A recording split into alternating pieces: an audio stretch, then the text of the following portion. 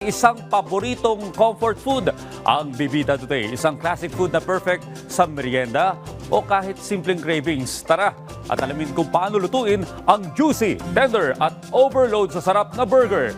Dito lang sa Sarap Pinoy. Isa ang burger sa classic na kailanman ay hindi nawawala sa listahan ng go-to comfort food ng mga Pinoy. Dahil sa unang tingin pa lang, busog ka na sa itsura. Pero sa unang kagat, mas lalo mong mararamdaman kung bakit ito ay nananatiling all-time favorite ng marami. Kaya para turuan tayo kung paano magluto ng mas level up na burger, ay samahan natin si Chef Chris at Liza dito sa Sarap Pinoy.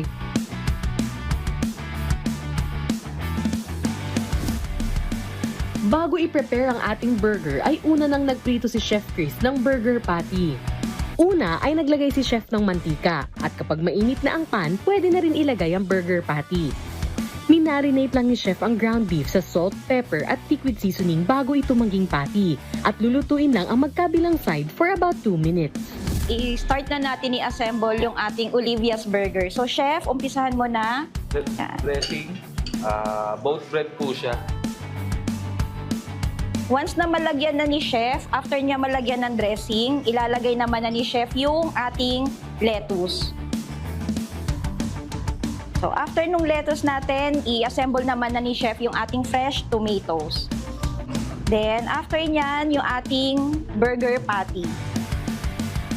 Then after niyan, yung ating cheddar cheese.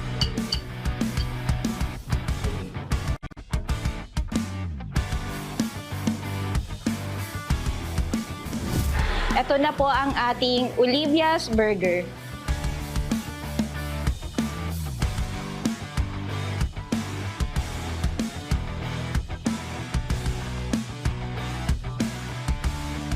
Kaya naman sa susunod na nag-crave ka sa burger, huwag kang matakot mag-step up dahil minsan, double patty at double cheese lang ang kailangan para maging unforgettable ang iyong paboritong snack.